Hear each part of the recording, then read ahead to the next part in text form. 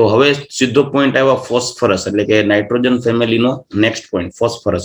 એમાં આપણે ફોસ્ફરસની અંદર પહેલા તો ફોસ્ફરસના અપરૂપો વિશે જાણવાનું છે, ત્યારબાદ આપણે ફોસ્ફીન જોવાનું છે, એક PCl3, એક PCl5 અને ફોસ્ફરસના ઓક્સો એસિડ. આપણે આટલા પોઈન્ટ જોશું એટલે 15મો સમૂહ પૂરો થશે. એટલે આજની તારીખમાં આપણે 15મો સમૂહ પૂરો નહીં થઈ શકે, પણ આવતીકાલે 15મો સમૂહ પૂરો થઈ જશે. બરાબર, ચાલો હવે આગળ વધીએ. ફોસ્ફરસ ના અપરૂપો પહેલા તો ફોસ્ફરસ છે મુખ્યત્વે 3 અપરૂપો ધરાવે છે. ફોસ્ફરસના મુખ્યત્વે 3 અપરૂપો હોય. એક હોય સફેદ ફોસ્ફરસ અથવા તો એને યલો એટલે કે પીળો ફોસ્ફરસ તરીકે ઓળખવામાં આવે, જેનું અણુસૂત્ર P4 છે. એટલે કે જનરલી અણુસૂત્ર P4 જ હોય છે ફોસ્ફરસનું. પણ એક હોય રાતો ફોસ્ફરસ અને એક હોય કાળો ફોસ્ફરસ. કોળો લખાઈ કાળો ફોસ્ફરસ. આ કાળા ફોસ્ફરસમાં પાછા 2 પાર્ટ હોય, આલ્ફા કાળો અને બીટા કાળો ફોસ્ફરસ. ચાલો હવે આગળ વધીએ. સફેદ ફોસ્ફરસ છે એ ફોસ્ફરસ પૈકીનું સૌથી સક્રિય સ્વરૂપ છે, ઝેરી છે. સક્રિય સ્વરૂપ અને ઝેરી સ્વરૂપ છે, જે પાણીમાં અદ્રાવ્ય છે, પણ નોન પોલાર સોલ્વન્ટ્સ જેમ કે કેરોસીન છે કે કાર્બન ટેટ્રાક્લોરાઇડ છે, કાર્બન ડાયસલ્ફાઇડ છે, CS2 એમાં સુદ્રાવ્ય છે. યાદ રાખજો સફેદ ફોસ્ફરસ. રાતો ફોસ્ફરસ છે બિનઝેરી છે, એ પણ પાણીમાં અદ્રાવ્ય છે, પણ કાર્બન ડાયસલ્ફાઇડ જેવા નોન પોલાર સોલ્વન્ટમાં પણ અદ્રાવ્ય છે, કારણ કે આ પોલિમરિક ફોર્મમાં હોય. જ્યારે આ કાળો ફોસ્ફરસ છે, કાળો ફોસ્ફરસ સફેદ અને રાતા ફોસ્ફરસ માંથી બનાવેલું સ્વરૂપ છે, મતલબ સિન્થેસાઇઝડ એલોટ્રોપ છે, બનાવેલું સ્વરૂપ છે. મેઇનલી તમને સફેદ અને રાતો ફોસ્ફરસ મળે. સફેદ ફોસ્ફરસ ને પીળો ફોસ્ફરસ શું કરવાને કીધું? કેમ કે સફેદ ફોસ્ફરસ જે છે એ પીળો ફોસ્ફરસ હકીકતમાં હોય છે, પરંતુ આ પીળી સરફેસ જે ફોસ્ફરસની ઉપરની જે બાહ્ય દિવાલ હોય ને, સરફેસ જેને આપણે કહીએ, એ સફેદ બની ગઈ હોય. શું કરવાને? કેમ કે હવાના ઓક્સિજન પ્રત્યે સક્રિય છે. સફેદ ફોસ્ફરસ હવાના ઓક્સિજન પ્રત્યે સક્રિય છે, જે ફોસ્ફરસ સાથે પ્રક્રિયા કરશે અને P4O10 માં રૂપાંતરણ પામશે. ફોસ્ફરસ પેન્ટોક્સાઇડ નું ડાયમર ફોર્મ. બરાબર, એટલે ઉપર P4O10 નું આવરણ બની જાય અને જે સફેદ રંગ ધારણ કરે. એટલે સફેદ ફોસ્ફરસ અંદરથી કાપો, 2 ભાગ પાડો, ત્યારે અંદરનો ભાગ પીળો હોય, ઉપર સરફેસ છે સફેદ કલરની થઈ ગઈ હોય, કેમ કે હવાના ઓક્સિજન પ્રત્યે સક્રિય હોય. આ સફેદ ફોસ્ફરસ હવાના ઓક્સિજન પ્રત્યે સક્રિય છે અને ફોસ્ફરસના અન્ય અપરૂપો પ્રત્યે કરતા પણ અન્ય અપરૂપો કરતા પણ સક્રિય છે. એનું મેઇન કારણ છે એનું બંધારણ. એનું બંધારણ જોશો તો P4 નું બંધારણ કંઈક આવું છે.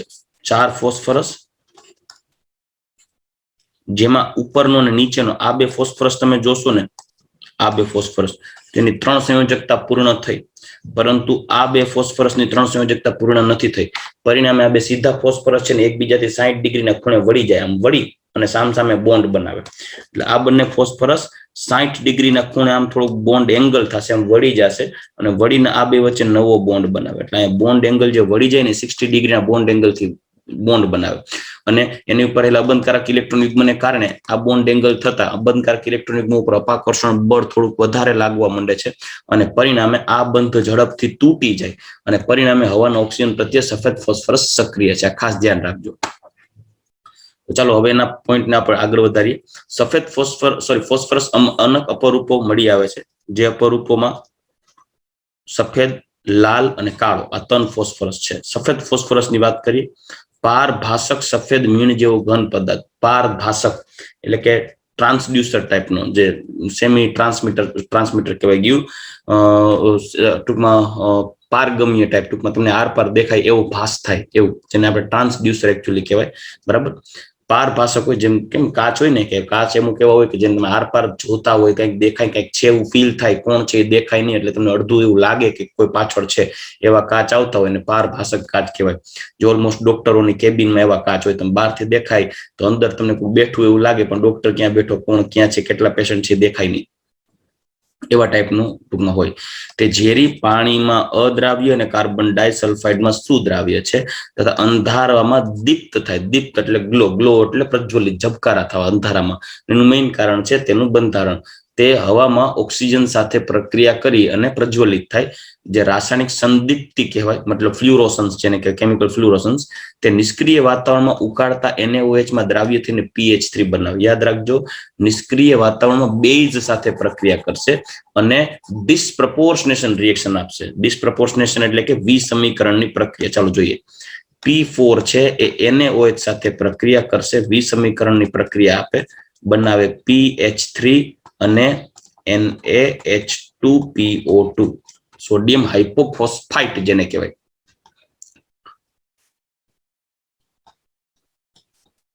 અહીંયા ફોસ્ફરસનો ઓક્સિડેશન નંબર ગણશો તો ફોસ્ફરસનો ઓક્સિડેશન નંબર 0 થી સામેની બાજુ તમે જોઈ શકો છો, અહીંયા 0 થી થઈ ગયો -3, આ થઈ ગયું રિડક્શન, ફેરફાર થયો -3 નો, પણ એક ફોસ્ફરસ દીઠ આપણે હજી બેલેન્સ કરવાનું બાકી છે.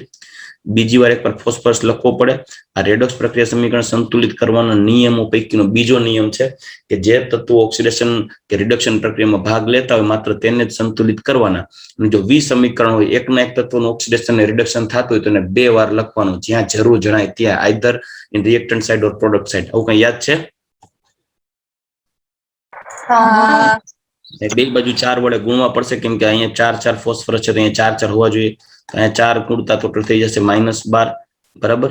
ચાલો, અહીંયા 0, અહીંયા ગુણ્યા 4 કરો એટલે આ થઈ જશે +4. તો 0 થી +4 એટલે આ ડિફરન્સ થઈ ગયો +4 નો, અને આ થઈ ગયો -12 નો.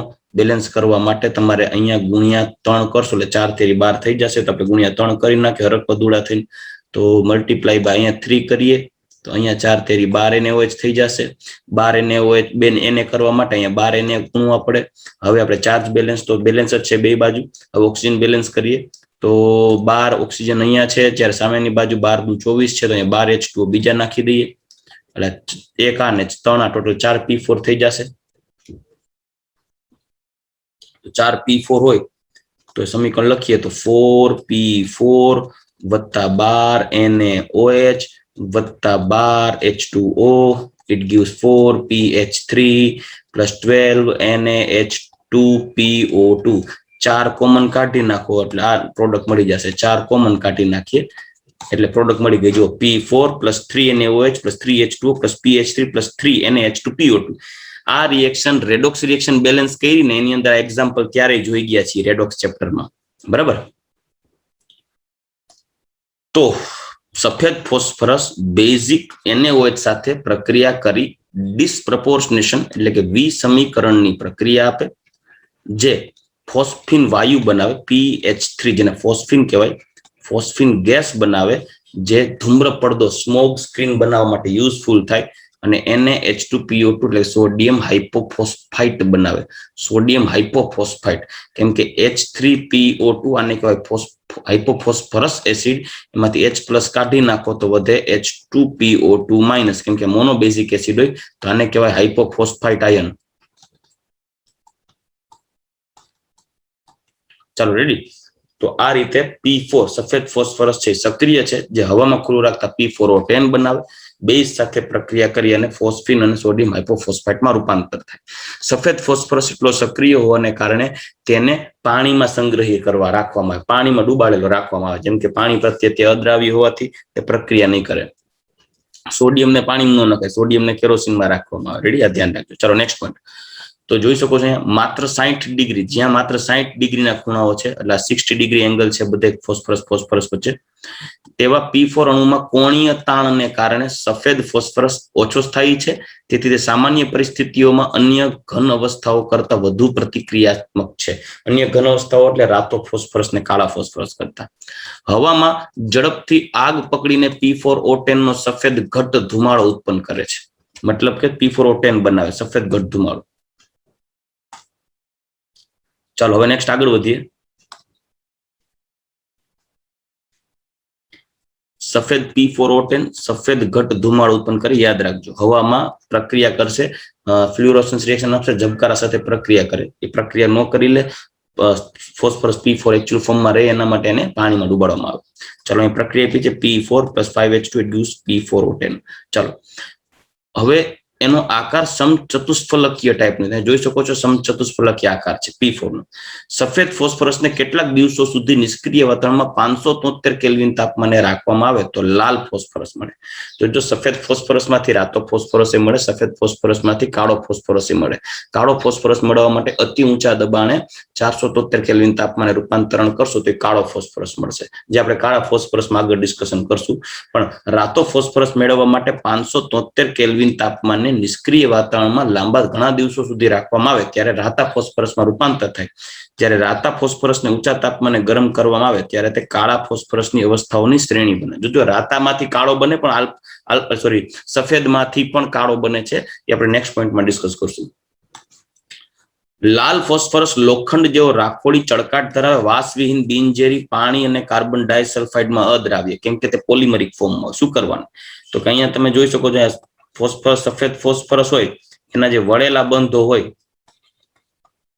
જેને કારણે તે સક્રિય છે, તો આવા સફેદ ફોસ્ફરસ P4 જે એકબીજા સાથે વળેલા બંધો છે એમાં 60 ડિગ્રીનો બોન્ડ છે એ દૂર થઈ અને એકબીજા સાથે પોલિમરિક ફોર્મમાં રૂપાંતરણ થઈ અસંખ્ય P4 એકબીજા સાથે જોડાય અને પોલિમરિક ફોર્મ બનાવે, જેને કહેવાય રેડ ફોસ્ફરસ, એટલે કે રાતો ફોસ્ફરસ.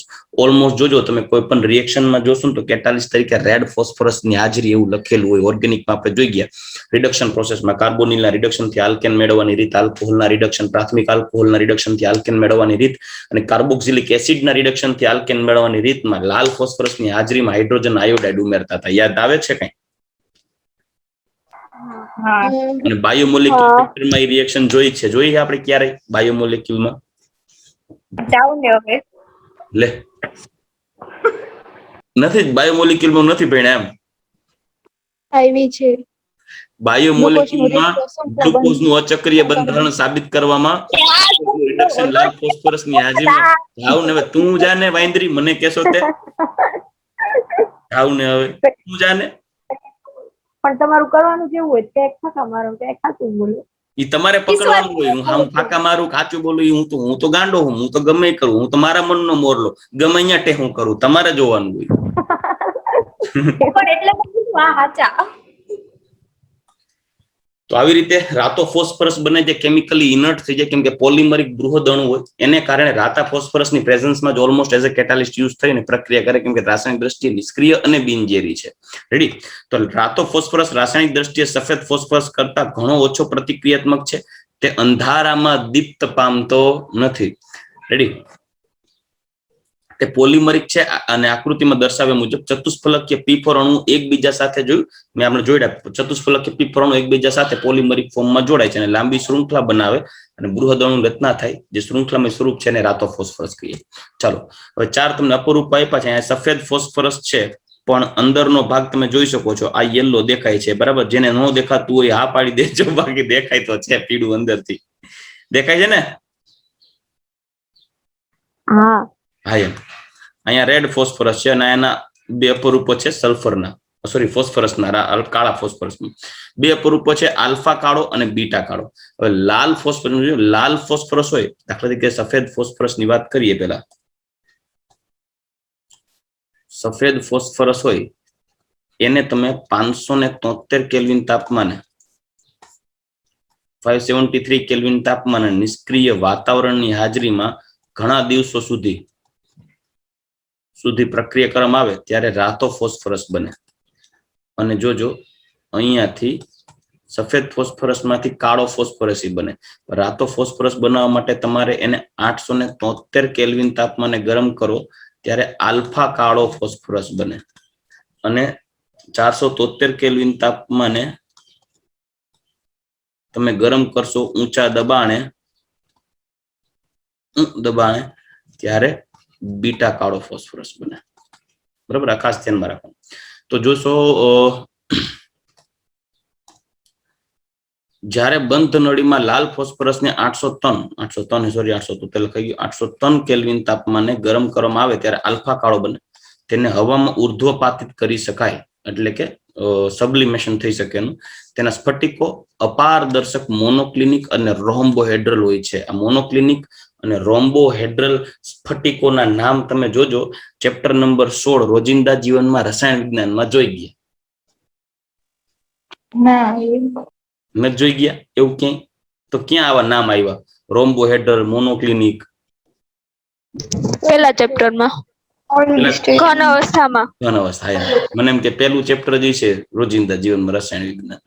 ચાલો, તો તે હવામાં ઓક્સિડેશન પામતા નથી, એટલે કે કાળા ફોસ્ફરસની વાત છે.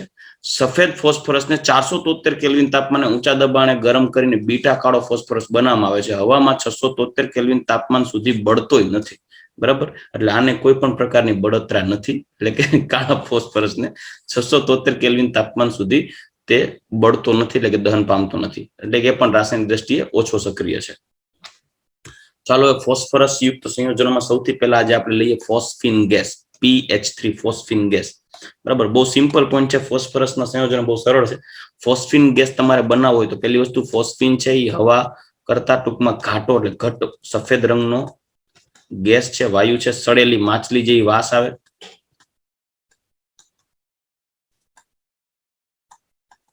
અને ઝેરી છે.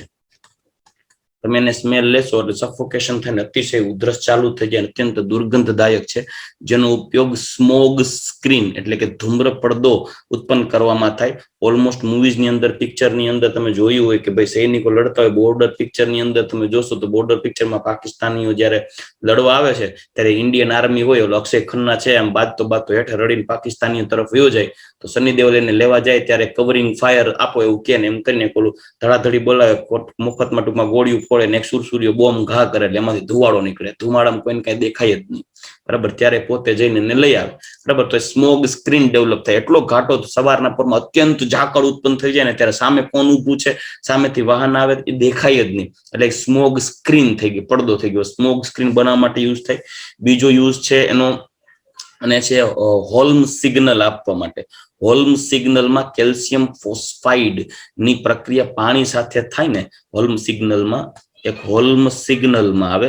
હોલ્મ સિગ્નલ એ દરિયામાં કોઈ બોટ હોય, દૂરથી આવતી હોય, અને ટૂંકમાં દરિયા કિનારે કોઈ એને મેસેજ કન્વે કરવું હોય કે ભાઈ અમે છીએ, ટૂંકમાં આવીએ છીએ, કેવી રીતે કોઈને સિગ્નલ આપવું હોય, તો ત્યારે એ એક ટૂંકમાં એક અર્ધગોળ ટાઈપની એક વાટકી હોય. એ વાટકીની અંદર Ca3P2 કેલ્શિયમ ફોસ્ફાઇડ ભરેલો હોય.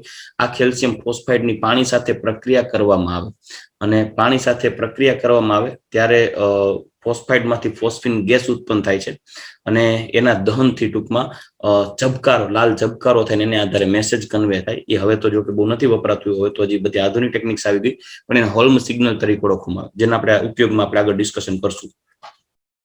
બનાવટ કઈ રીતે કરવી? તો કે ધાતુના ફોસ્ફાઇડ હોય, લાઈક Ca3P2, ધાતુના ફોસ્ફાઇડની પ્રક્રિયા કરવામાં આવે.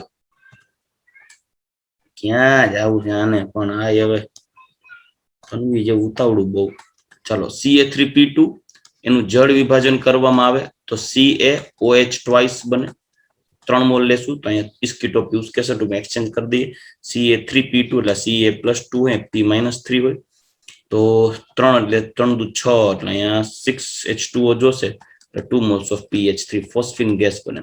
નો ડાઉટ એમોનિયા કરતા PH3 બેમાં ઇલેક્ટ્રોન હોય, ઇલેક્ટ્રોન પેર હોય, પણ જેટલો એમોનિયા ઇલેક્ટ્રોન ડોનર હોય એટલો સ્ટ્રોંગ ડોનર PH3 નો હોય. તમે સમજી શકો, મતલબ કે બેઝિસિટી ની વાત કરીએ ને, બેઝિસિટી, તો NH3 કરતા PH3 જાજો બેઝિક હોય કે નહીં? ઓછો બેઝિક થાય ને, કેમ કે આપણે અગાઉ ડિસ્કશન કરી ગયા, NH3 PH3 ASH3 SPH3 તરફ નીચે તરફ આવો એમ એની બેઝિસિટીમાં શું થશે? ઘટાડો થશે. તમે માનો કે પાણીનું જળ વિભાજન કર્યું, જળ વિભાજન ન કરવું હોય અને એને બદલે તમે આની બેઝ એસિડ સાથે પ્રક્રિયા કરાવો તો નહીં, એસિડ સાથે પ્રક્રિયા કરો Ca3P2, એની પ્રક્રિયા કરવામાં આવે HCl સાથે, હાઇડ્રોક્લોરિક એસિડ સાથે. બરાબર, તો CaCl2 બનશે. એના 2 મોલ પ્રક્રિયામાં, સોરી 3 મોલ પ્રક્રિયામાં CaCl2 ના 3 મોલ બનશે. 3 દુ 6, 6 HCl, 2 moles of PH3 બને. HCl વાપરવાને બદલે જો તમે H2SO4 વાપરો તો અહીં કેલ્શિયમ ફોસ્ફેટ બને CaSO4, અને 2 moles of PH3 phosphine gas બનશે.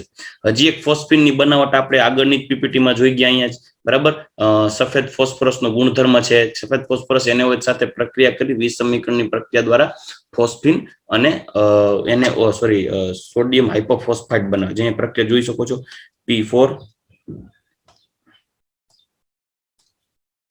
P4 plus 3NaOH plus 3H2O plus PH3 plus 3NaH2 PO2. Ready. ચાલો, કેલ્શિયમ ફોસ્ફાઇડની પાણી અથવા મંદ એસિડ સાથેની પ્રક્રિયાથી ફોસ્ફિન મળે છે, જે અહીંયા રિએક્શન તમને લખી દીધી. પ્રયોગશાળામાં CO2 ના નિષ્ક્રિય અવતરણમાં સફેદ ફોસ્ફરસને સાંદ્ર NaOH સાથે ગરમ કરતા ફોસ્ફિન મળે. આ ફોસ્ફિન મળી ગયો ગેસિયસ ફોર્મમાં. જ્યારે તે શુદ્ધ અવસ્થામાં હોય ત્યારે તે અજ્વલનશીલ હોય છે, પરંતુ P2H4 અથવા P4 બાષ્પની હાજરીમાં તે જ્વલનશીલ છે. P2H4 અને P4 બાષ્પની હાજરીમાં તે જ્વલનશીલ છે.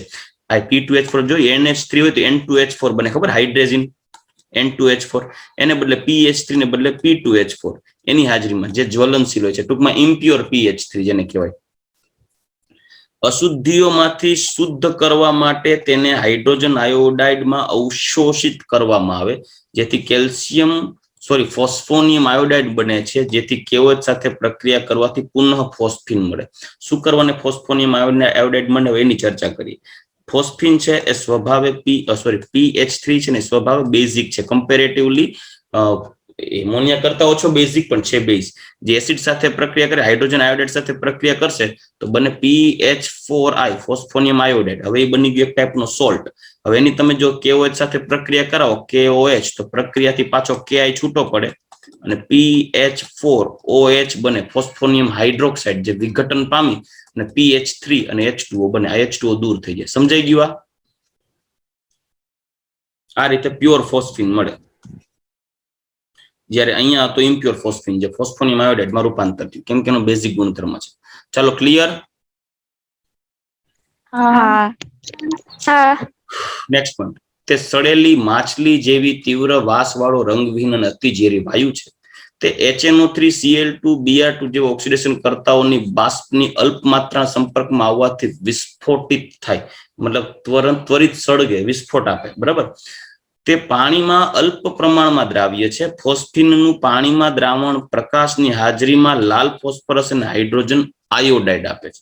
તો જો ફોસ્ફિનનું પાણીમાં દ્રાવણ પ્રકાશની હાજરીમાં ફોસ્ફરસ અને હાઇડ્રોજન ગેસ ઉત્પન્ન કરે. ઇન શોર્ટ કહું ને તો ફોસ્ફિનનું વિઘટન થઈ ફોસ્ફરસ અને હાઇડ્રોજન ગેસ બનાવે છે. જ્યારે ફોસ્ફિનને કોપર સલ્ફેટ અથવા તો મર્ક્યુરી ક્લોરાઇડના સંપર્કમાં રાખવામાં આવે, અવશોષવામાં આવે, ત્યારે અનુવર્તી ફોસ્ફાઇડ બને. કેમ કે ક્ષાર વત્તા બેઝ, નવો ક્ષાર નવો બેઝ, એના ટાઈપનું. CuSO4 અને વત્તા અહીં લખેલું છે CuSO4 અને PH3 વચ્ચે પ્રક્રિયા થાય તો Cu, કેલ્શિયમ ફોસ્ફાઇડ અને H2SO4 બને. ઊંધી પ્રક્રિયા, Cu એટલે કોપરની H2SO4 સાથે પ્રક્રિયા થાય કોપર સલ્ફેટ અને ફોસ્ફિન બને, એ રીતે. બરાબર. પછી અહીંયા જો ધાતુ તમે જોઈ શકો છો, સક્રિય ધાતુ નથી, ઓછી સક્રિય ધાતુ છે. અહીંયા તમે સક્રિય ધાતુ નહીં લખી શકો, ઓછી સક્રિય ધાતુ હશે તો, કેમ કે જો સક્રિય ધાતુ હશે ને તો એ આવું બનશે. સક્રિય ધાતુમાં રિવર્સ પ્રક્રિયા, ઊંધી પ્રક્રિયા થાય. MgSO4 બને અને PH3 બને. આ સક્રિય ધાતુની પ્રક્રિયા. આ પ્રક્રિયા રિવર્સિબલ નહીં થાય, મતલબ ઊંધી નહીં ભાગે, આમ જ ભાગે. જ્યારે આ પ્રક્રિયામાં ફોસ્ફાઇડમાંથી ફોસ્ફિન બને. સક્રિય ધાતુ હશે એના ફોસ્ફાઇડમાંથી ફોસ્ફિન બને, અને ઓછી સક્રિય ધાતુ ના સલ્ફેટ કે ના ક્ષારની ફોસ્ફિન સાથે પ્રક્રિયા કરો તો ઓછી સક્રિય ધાતુના ફોસ્ફાઇડ બનશે. એટલે અહીંયા તમને મેગ્નેશિયમના કે એક્ઝામ્પલ નથી લીધા, જોજો. તો મર્ક્યુરિક ક્લોરાઇડની ફોસ્ફિન સાથે પ્રક્રિયા કરે તો મર્ક્યુરિક ફોસ્ફાઇડ અને હાઇડ્રોક્લોરિક એસિડ બને. ફોસ્ફિન નિર્બળ બેઝ છે. તે એમોનિયાની જેમ એસિડ સાથે પ્રક્રિયા કરી ફોસ્ફોનિયમ આયન બનાવે, like PH3 plus HBr, PH4Br, જેને કહેવાય ફોસ્ફોનિયમ બ્રોમાઇડ.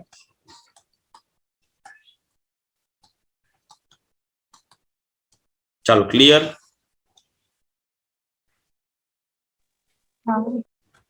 હા કે ના? આજે એબ્સન્ટ ઘણા છે. કોણ કોણ છે એબ્સન્ટ, કોઈને ખબર છે?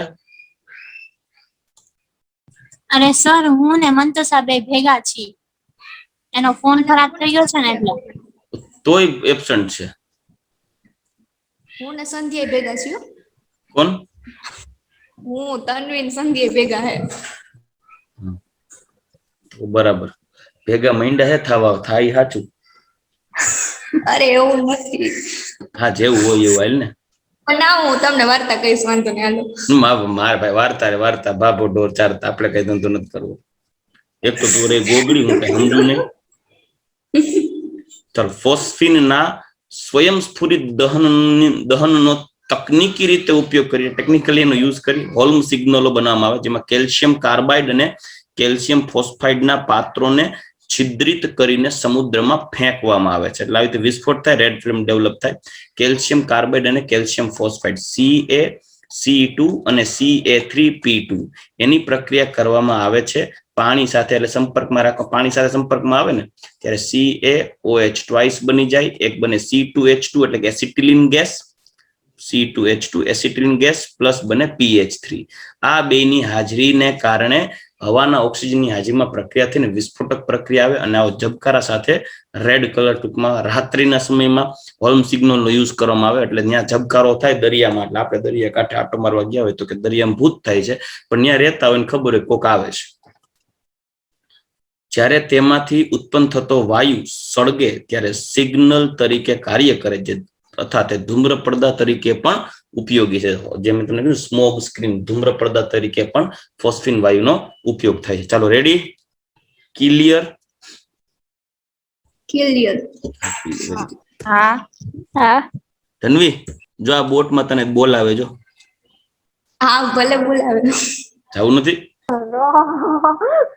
એમાં ના, મને રસ નથી, હું કશું પછી જઈ. હે? એના મને રસ નથી બોલાવવામાં. નહીં, પછી તે કઈ કીધું, પછી જવાનું, કઈ જવાનું કઈ કીધું તે? હા ના, મને રસ નથી, ભલે બોલાવે. ના, તે એવું કઈ કીધું કે હું પછી જઈશ, નીટ ના નીટ ના પછી ના જઈશ. કઈ નથી કીધું. હાલો હાલો હાલો, ભણાવો. જો પાકું પાકું ભાઈ, આપણે તન્વી વહેલામાં વહેલી તકે હવે આપણને પાર્ટી આપી દેશે, લાડવા ખવડાવવાની છે.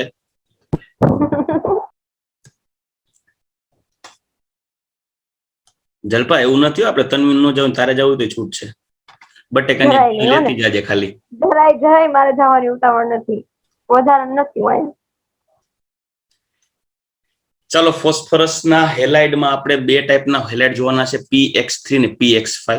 જેમાં સ્પેશિયલી PX5, X બરાબર ફ્લોરિન, ક્લોરિન અને બ્રોમિન, એટલે PF5, PCl5, B અને ક્યાં જવું છે PBr5.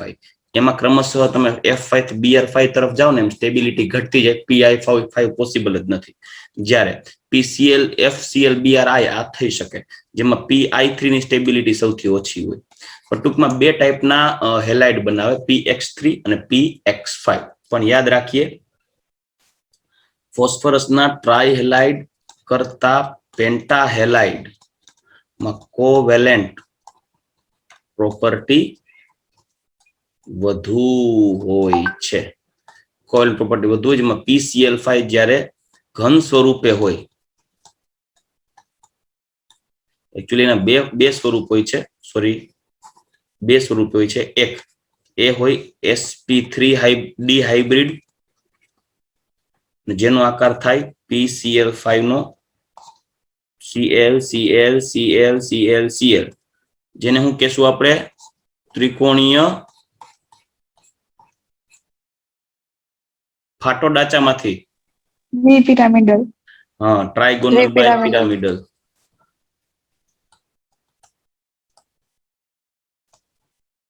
જ્યારે જે ઘન સ્વરૂપમાં હોય ને, સ્વરૂપે આયોનિક ફોર્મમાં હોય, ઘન સ્વરૂપે આયોનિક હોય, બાકી કોવેલેન્ટ પ્રોપર્ટી હોય. ઘન સ્વરૂપે આયોનિક બોન્ડ આયોનિક ફોર્મ હોય ત્યારે PCl4 પ્લસ અને PCl6 માઇનસ ફોર્મમાં અવેલેબલ હોય. આનો sp3 હાઇબ્રિડાઇઝેશન હોય, આનું હોય sp3d2, આ હોય ટેટ્રાહેડ્રલ એટલે કે ચતુષ્ફલકીય, અને આ હોય ઓક્ટાહેડ્રલ એટલે કે અષ્ટફલકીય. ખાસ ધ્યાનમાં રાખજો. PCl3 છે, PX3 પિરામિડલ ફોર્મમાં હોય, જેનું હાઇબ્રિડાઇઝેશન હોય sp3.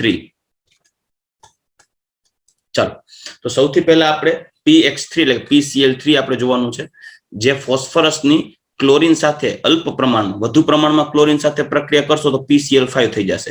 ફોસ્ફરસની 6Cl2 સાથે પ્રક્રિયા કરવામાં આવે તો PCl3 બને, ફોસ્ફરસ ટ્રાઇક્લોરાઇડ. ગરમ કરેલા સફેદ ફોસ્ફરસ પર શુષ્ક ક્લોરીન વાયુ પસાર કરવામાં આવે ત્યારે ફોસ્ફરસ ટ્રાઇક્લોરાઇડ બને. ચાલો, આ ઉપરાંત સફેદ ફોસ્ફરસ સાથેની ડાયોનિલ ક્લોરાઇડ સાથેની પ્રક્રિયાથી પણ સલ્ફર ફોસ્ફરસના ટ્રાયક્લોરાઇડ મેળવી શકાય. એટલે P4 plus SOCl2 it gives PCl3 plus SO2 plus S2Cl2. આને કહેવાય S2Cl2 સલ્ફર ડાયક્લોરાઇડ. રેડી? જ્યારે PCl3 અને SO2 આ થાયોનિલ ક્લોરાઇડ છે. યાદ રાખજો, થાયોનિલ ક્લોરાઇડ અને સલ્ફ્યુરાઇલ ક્લોરાઇડમાં ફરક હોય. આને કહેવાય સલ્ફ્યુરાઇલ ક્લોરાઇડ. SO2Cl2 સલ્ફ્યુરાઇલ chloride.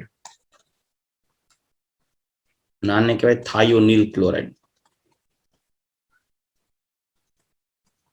ચાલો, તો સફેદ ફોસ્ફરસ માંથી PCl3 બનાવવા માટે સફેદ ફોસ્ફરસની સીધા શુષ્ક ક્લોરીન સાથે પ્રક્રિયા કરવામાં આવે તો PCl3 બને. જો 6 મોલ Cl2 નાખો તો, એટલે અલ્પ પ્રમાણ, વધુ પ્રમાણમાં નાખશો તો PCl5 બની જશે.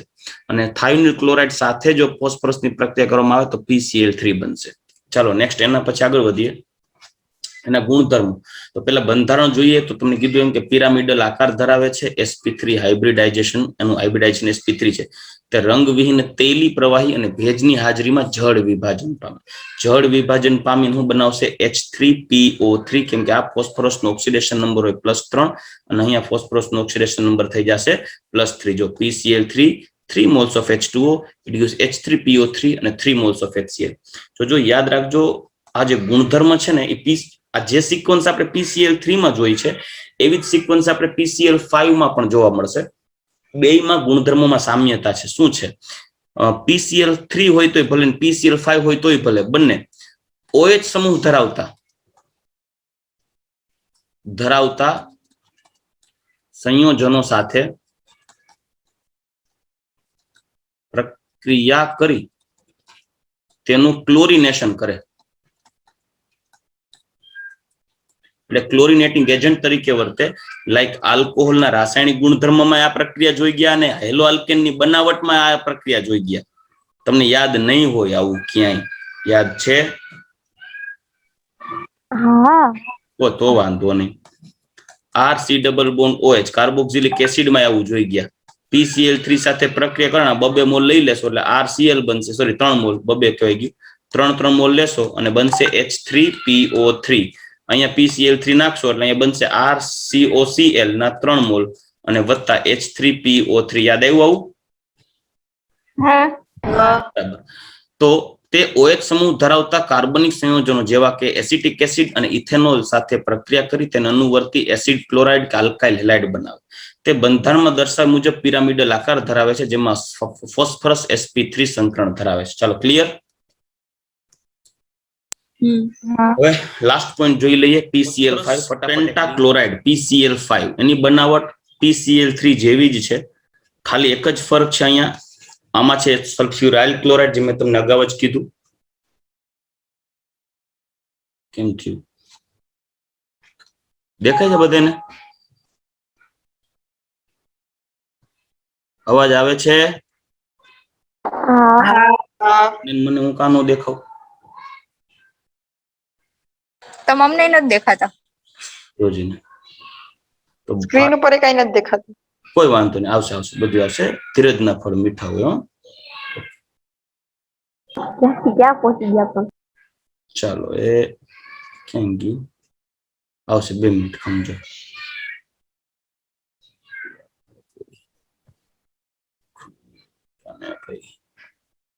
સ્ક્રીન દેખાય છે કે નહીં? સ્ક્રીન તો દેખાય ને હવે? હા.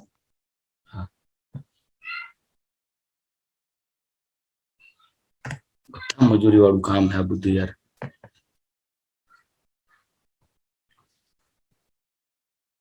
લોકડાઉને કોમ્પ્યુટર શીખડાવી દીધું.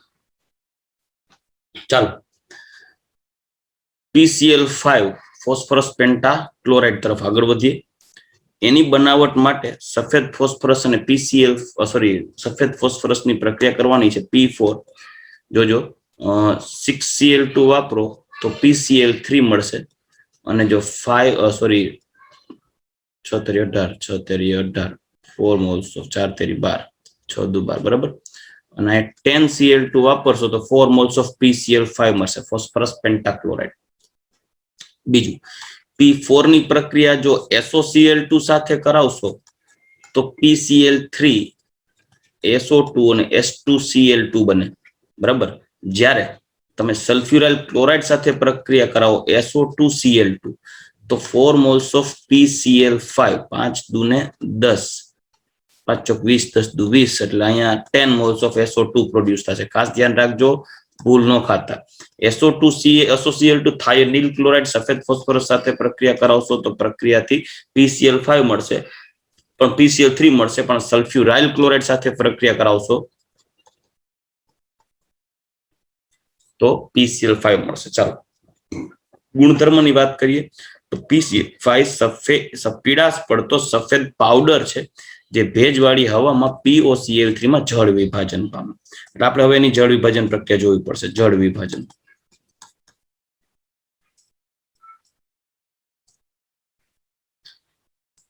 PCl5 ની પ્રક્રિયા કરાવશો એટલે પ્રક્રિયાથી PCl5 સાથે પ્રક્રિયા કરાવી H2O તો સૌથી પહેલા બને P double bond O Cl Cl Cl એટલે POCl3 બે HCl દૂર થઈ જશે. આ ફર્સ્ટ સ્ટેપમાં જળ વિભાજન થાય. પછી એનું પાછું જળ વિભાજન કરવામાં આવે P double bond O Cl Cl Cl, એમાં પાછા નાખીએ 3 H2O તો નિપજ મળશે P double bond O OH OH OH અને પ્લસ બનશે 3H2O HCl બીજા. તો ઓવરઓલ સરવાળો માંડીએ તો જોજો PCl5 પ્લસ 3 આ ને કા just 4H2O, it gives PH3 1 2 3 H3 PO 4 એટલે 1 2 3 અને આ ચોથો 4 H3PO4 બનશે, 5 HCl દૂર થશે. ઇન શોર્ટ PCl5 ના જળ વિભાજનથી ફોસ્ફોરિક એસિડ બને અને PCl3 ના જળ વિભાજનથી ફોસ્ફરસ એસિડ બને H3PO3. ચાલો આટલું ક્લિયર. PCl3 માં 3H2 એડ કરતા હતા તો H3PO3 બની ગયું હતું અને 3 મોલ્સ ઓફ HCl દૂર થયા હતા. પણ PCl5 હોય અને ડાયરેક્ટ તમે ખાલી જસ્ટ એક જ H2O નાખો તો POCl3 ને 2 HCl બને. પણ જો તમે ઓવરઓલ PCl5 એમાં તમે 5 ભૂલ કરી ગયો, PCl5 માં 5 માં 4 આવે, બરાબર, કલર બદલી નાખો. પણ જો PCl5 માં તમે જસ્ટ 4 H2O નાખો, એક ને બદલે 4 તો H3PO4 બને અને 5 HCl દૂર થશે. ચાલો રેડી. જળ વિભાજનની ખાસ ધ્યાન રાખજો. પીળાશ પડતો સફેદ પાવડર ભેજવાળી હવામાં POCl3 માં જળ વિભાજન પામે છે, અંતે ફોસ્ફોરિક એસિડમાં રૂપાંતરણ પામે. જોઈ શકો છો, બરાબર. PCl5 H2 POCl3 જેને ફોસ્ફરસ ઓક્સીક્લોરાઇડ અને HCl, અને આ POCl3 H2O સાથે પ્રક્રિયા કરી H3PO4 બનાવે, HCl રિલીઝ થાય. યાદ રાખજો PCl3 અને PCl5 બેનો એક ગુણધર્મ કોમન હોય તે OH સમૂહ ધરાવતા સંયોજનોનું ક્લોરિનેશન કરવા માટે ક્લોરિનેટિંગ એજન્ટ તરીકે યુઝ થાય. ખાસ ધ્યાન રાખજો, OH સમૂહ ધરાવતા સંયોજનોનું ક્લોરિનેશન કરવા માટે અને કાર્બોનિલ સંયોજનોમાં પણ વપરાય. કાર્બોનિલ સંયોજનોનું ક્લોરિનેશન કરવા માટે પણ વપરાય, જેનો O કાઢી નાખીને જેમિનલ ડાયહેલાઇડ બનાવી દેશે. ચાલો, જ્યારે તેને ગરમ કરવામાં આવે ત્યારે તે ઉર્ધ્વપાતન પામે છે, પરંતુ વધારે ગરમ કરવામાં આવે ત્યારે તે વિઘટન પામે છે. મતલબ PCl5 છે સોલિડ હોય ત્યારે ઉર્ધ્વપાતન પામી શકે ગરમ કરો ત્યારે, પણ ઉર્ધ્વપાતન પામવાની સાથે અતિ ઊંચા તાપમાન હજી ગરમ કરવામાં આવશે તો વિઘટન પામી અને PCl3 માં રૂપાંતર થાય, ક્લોરીન વાયુ લિબરેટ થશે. ચાલો, તે OH સમૂહ ધરાવતા કાર્બોનિક સંયોજનો સાથે પ્રક્રિયા કરીને ક્લોરો વ્યુત્પન્નોમાં કન્વર્ટ કરે છે, પરિવર્તિત કરે. ત્યાં જોઈ શકીએ એટલે કે ઇથેનોલ છે PCl5 સાથે પ્રક્રિયા કરે તો ક્લોરોઇથેન, POCl3 અને HCl. કઈ રીતે બન્યું? જો કે ભાઈ PCl5 હોય તો Cl Cl Cl Cl ને Cl. માનો કે ઇથેનોલ સાથે પ્રક્રિયા કરીએ તો C2H5OH તો અહીંયાથી બનશે HCl બાય પ્રોડક્ટ, અહીંયાથી બનશે C2H5 બાય પ્રોડક્ટ. ચાલો, આ બની ગયું POCl3. એસિટિક એસિડ સાથે પ્રક્રિયા કરો સેમ PCl5 સાથે પ્રક્રિયા કરો તો CH3COCl એસિડ ક્લોરાઇડ, POCl3 ને HCl. આ HCl અને POCl3 બાય પ્રોડક્ટ બને. આ તમે જોઈ શકો તો C2H5 અને Cl મતલબ ક્લોરોઇથેન મળી ગયું. સૂક્ષ્મ વિભાજિત ધાતુઓ મતલબ કે સિલ્વર, ગોલ્ડ એવી ધાતુઓ PCl5 સાથે ગરમ કરવાથી અનુવર્તી ક્લોરાઇડ આપે છે. મતલબ કે સિલ્વરની PCl5 સાથે પ્રક્રિયા કરવામાં આવે AgCl PCl3, SN ની PCl5 સાથે પ્રક્રિયા કરવામાં આવે SnCl2 SnCl4 અને PCl3. શું કરવાનું? કેમ કે PCl5 ઊંચા તાપમાને ગરમ કરવામાં આવે તો PCl3 માં રૂપાંતર પામે અને Cl2 ગેસ બને છે, મતલબ એનું વિઘટન થાય અને આ Cl2 ક્લોરિનેશન છે એ થઈ અને Ag સાથે પ્રક્રિયા કરી AgCl બનાવે. એ કેટલાક કાર્બનિક સંયોજનોના સંશ્લેષણમાં ઉપયોગી છે, જેમ કે ઇથાઇલ ક્લોરાઇડ કે એસિડ ક્લોરાઇડ. એના સંશ્લેષણમાં આપણે ઉપયોગ કરી ગયા હેલો આલ્કેન અને હેલો એરિનની બનાવટમાં ઉપયોગ કરી ગયા. વાયુમાં અને પ્રવાહી અવસ્થામાં દર્શાવ્યા અનુસાર જો વાયુ અને પ્રવાહી અવસ્થામાંનો શેપ આવો છે, મેં પહેલા કીધું હતું. જો ઘન અવસ્થામાં હોય ત્યારે આપણે આગળ જોઈ ગયા, ઘન અવસ્થામાં એ ચતુષ્ફલકીય અને અષ્ટફલકીય રચના વચ્ચે થતો આયોનિક બોન્ડ થી એક ઘન પદાર્થ રચાય છે, આયોનિક રચાય છે, જે PCl આ છે લિક્વિડ ઓર ગેસિયસ ફોર્મ હોય. જ્યારે સોલિડ ફોર્મ હોય ત્યારે એ PCl4+ અને PCl6- આ બે વચ્ચે આયોનિક બોન્ડ હોય. આ હોય ટેટ્રાહેડ્રલ, આ હોય ઓક્ટાહેડ્રલ, આ હોય sp3d2, આ હોય sp3. ચાલો રેડી. વાયુમાં અને પ્રવાહી અવસ્થામાં આકૃતિમાં દર્શાવ્યા મુજબ ત્રિકોણીય દ્વિપિરામિડલ રચના હોય. 3 નિયંત્રિત PCl બંધો સમતુલ્ય હોય છે, જે ઇક્વિટોરિયલ જેને નિરક્ષીય ઇક્વિટોરિયલ, અને 2 અક્ષીય બંધો જે નિરક્ષીય બંધો કરતા લાંબા હોય છે, મતલબ આ બે છે 240 pm. આ ભૂલતા નહીં કોઈ દી, 5 બંધ હરખા નથી. આ લાંબા બંધ હોય, લંબાઈ વધારે કેના કરતા? આના કરતા. અને કહેવાય ઇક્વિટોરિયલ, બરાબર. ચાલો, અને આ બે એક્સિયલ, આ એક્સિયલ અને આ ઇક્વિટોરિયલ, બરાબર. તો એક્સિયલ અને ઇક્વિટોરિયલ બોન્ડ વચ્ચે 90 ડિગ્રીનો એંગલ હોય. તો આ એંગલ થઈ ગયો 90 ડિગ્રી અને આ એંગલ થઈ ગયો 120 ડિગ્રી. એટલે પ્રત્યેક ઇક્વિટોરિયલ વચ્ચે 120 ડિગ્રી, પછી બે એક્સિયલ વચ્ચે 180 ડિગ્રી, ઇક્વિટોરિયલ અને એક્સિયલ વચ્ચે 90 ડિગ્રીનો બોન્ડ એંગલ. આ 180 થાય એકબીજા વચ્ચે. સમજાઈ ગયું કે નહીં? હા. ચાલો, એકને સમજાણું, બાકી બધા માખા મારે છે.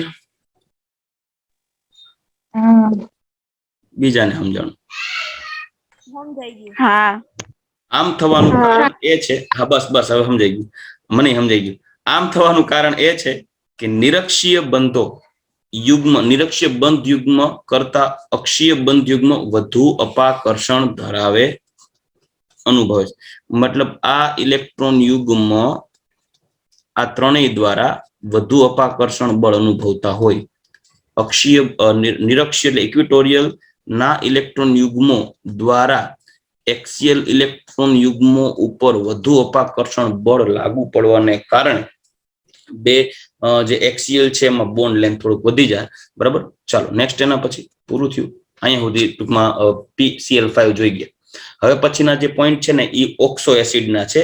H3PO4, H3PO2, H3PO3, આ ઉપરાંત ફોસ્ફરસના અન્ય ઓક્સો એસિડ્સ વિશે આપણે નેક્સ્ટ લેક્ચરમાં ચર્ચા કરશું.